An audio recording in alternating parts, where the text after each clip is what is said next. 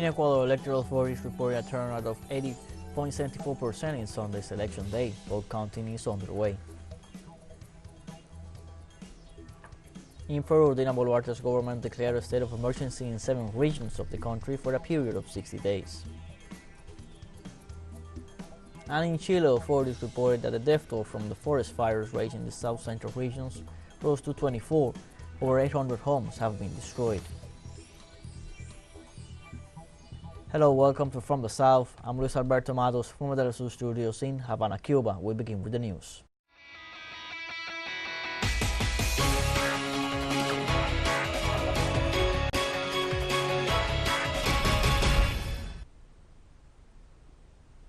In Ecuador, electoral authorities announced the official closing of polls while reporting a turnout of 80.74% of the electoral roll in the sectional elections and the constitutional referendum proposed by the government of Guillermo Lasso.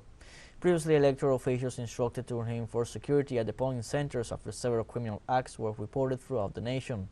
In spite of the reports of violent incidents, the authorities affirmed that the day developed normally. On the other hand, the president of the National Electoral Council highlighted the number of electoral participation and called to wait for the official results.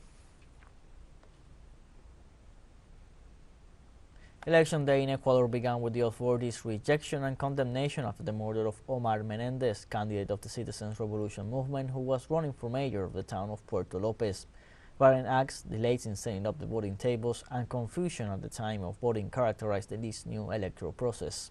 Ecuadorians went to the polls to elect more than 5,000 authorities at the national level and also to decide on the referendum proposed by President Guillermo Lasso to reform the constitution and institutional security and the environment.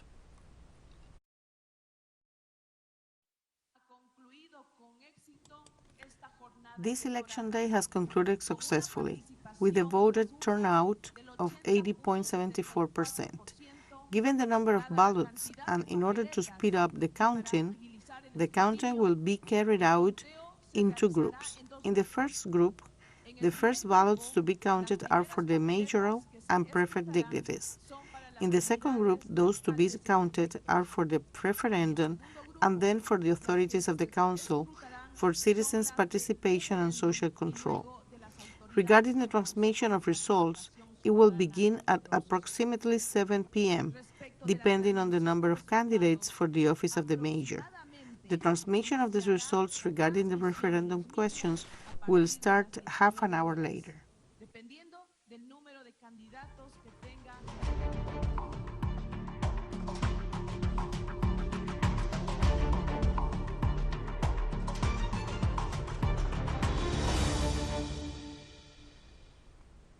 In Peru, the executive branch led by appointed President Dina Boluarte declared a state of emergency in several regions of the country for a period of 60 days. The measure, which mainly affects the southern region of the country, including the departments of Madre de Dios, Cusco, Puno, and Apurimac, among others, was ordered through a decree published on Saturday. This comes as a response to the ongoing protests demanding Boluarte's resignation across the nation. The decree seeks to ensure the control of the country's internal order at hands of the national police with the support of the armed forces. During curfew hours, public roads may only be used for the acquisition, production, and supply of food. In the case of the region of Puno, the army will be in charge of controlling the area, and a stricter regime is to be expected, including the extension of the curfew from 8 p.m. to 4 a.m. local time.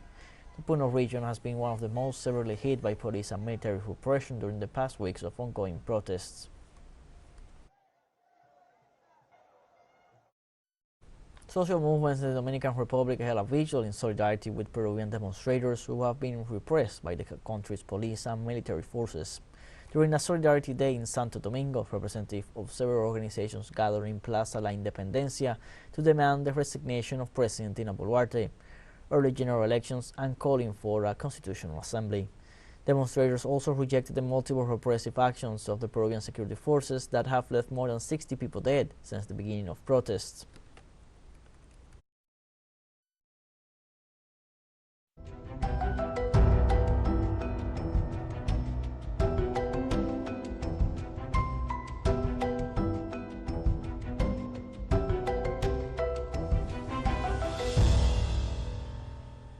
Chilean government confirmed Sunday that the number of people killed by the forest fires that are raging in the south-central part of the country has risen to 24 and more than 800 homes have been destroyed.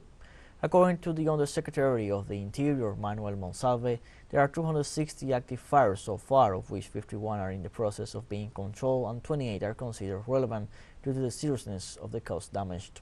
The government officials said that homes of 1,800 people have been affected and 1,475 have been sheltered, while 1,182 have received medical attention and 26 have been hospitalized for burn injuries.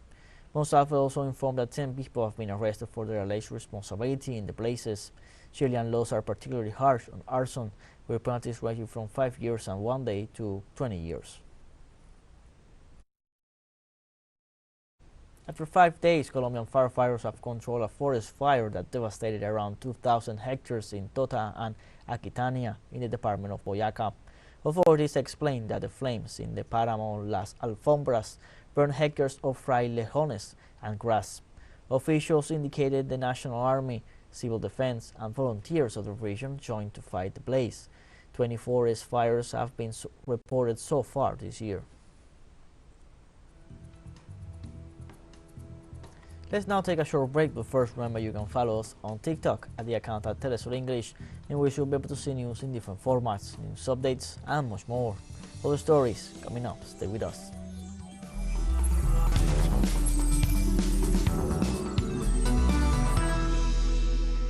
Welcome back to From the South. A huge march went through the capital of Venezuela to celebrate the 31st anniversary of the second military operation of the 4th of February 1992. Led by Commander Hugo Chavez, which changed the history of the country and laid the solid foundations of the revolution. The report with Madeleine Garcia.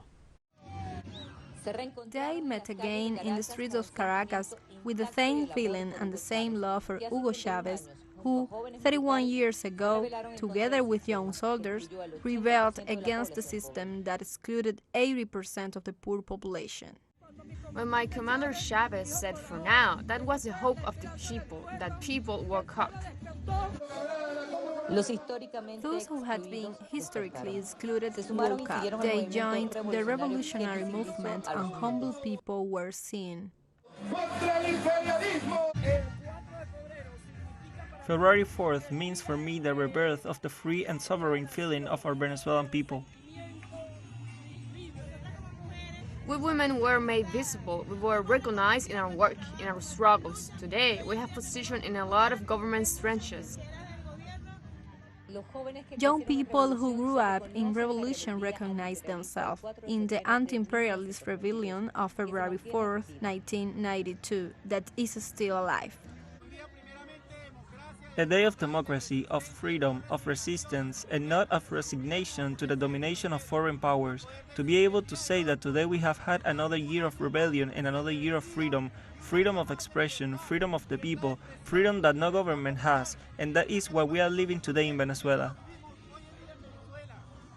The march was a clear message to the so-called international community led by the U.S. You see this flow of people. This is the national sentiment that they are still gathering on the 4th of February after 31 years. Let them see it. Let imperialism see it too. The living force of the people. Because of the people's living power, 4th February was declared a day of national dignity. What is happening was the result of that sowing. The sowing of love, the harvest, the perseverance, the struggle of conviction, the presence of Chavez everywhere is what drives the Bolivarian revolution. It is a revolution that today is being led by President Nicolás Maduro. He has resisted Washington's attempts to overthrow him by attacking the country's economy, with the aim of suffocating the population that is still there.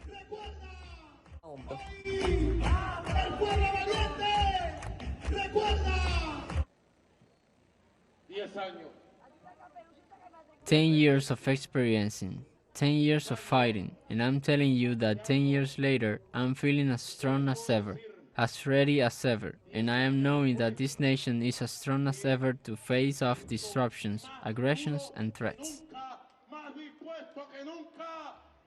The brochures, where the story began in the military academies, was lost from sight, and it was a demonstration of strength. Madeline García, teleSUR, Caracas, Venezuela.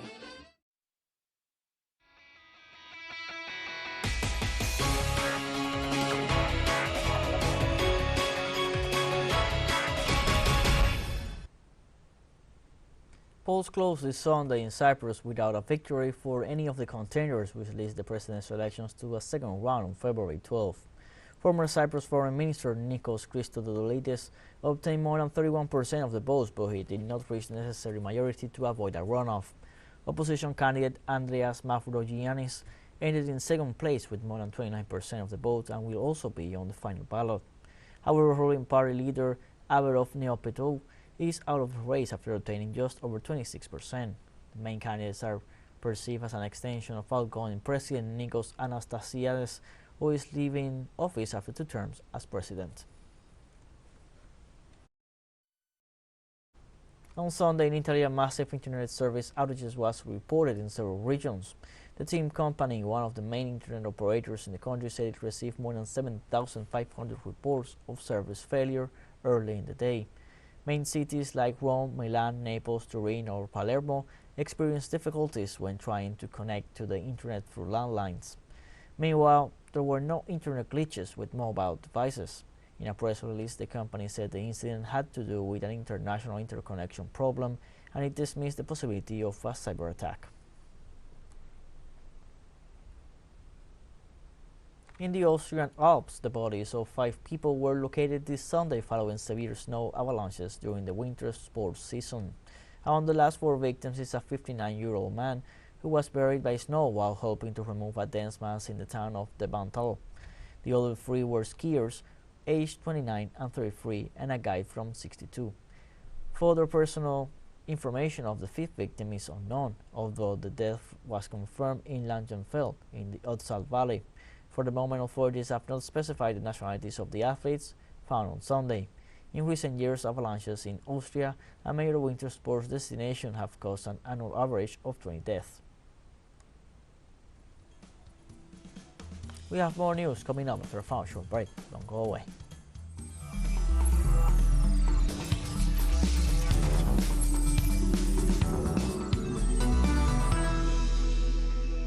Welcome back from the south.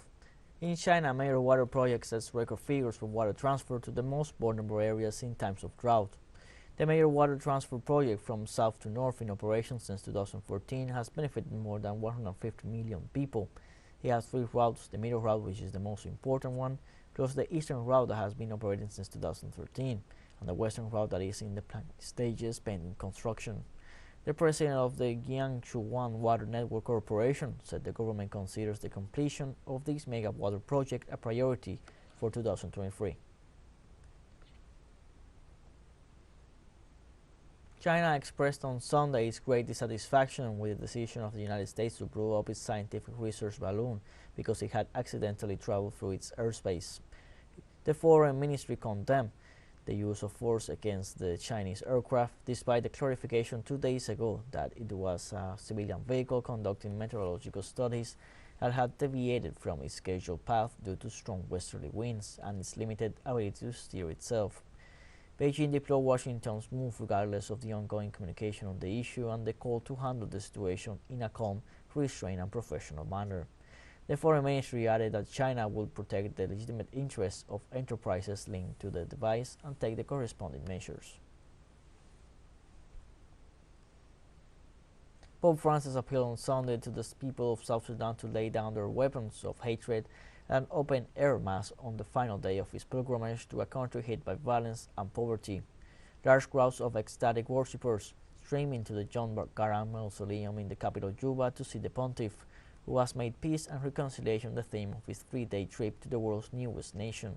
During his speech, Pope Francis voiced hope that the people of South Sudan, a country that has been at war for about half its young life, would build a reconciled future.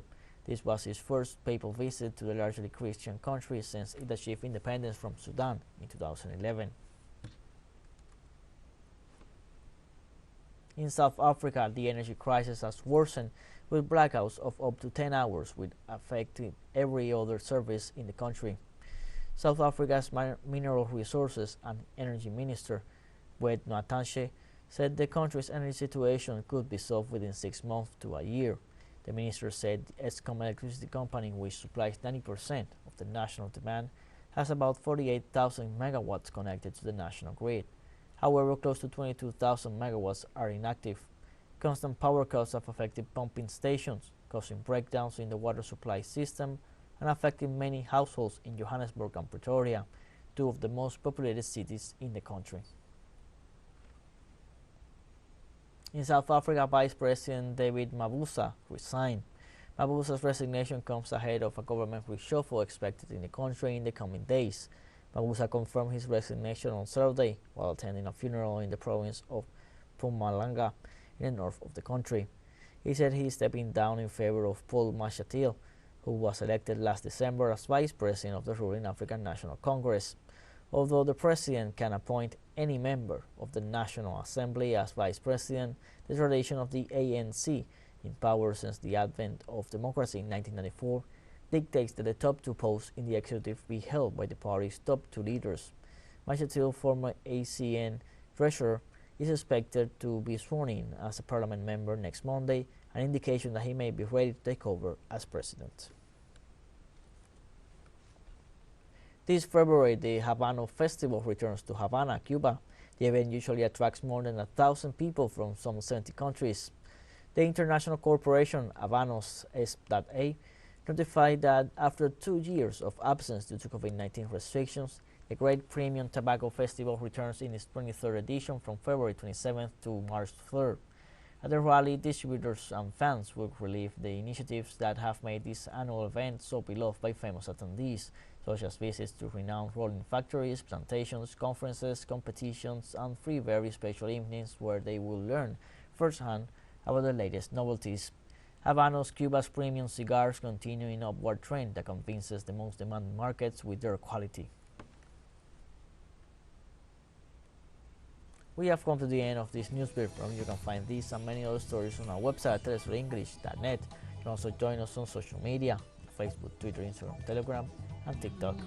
For TeleSUR English, I'm Luis Alberto Matos. Thank you for watching.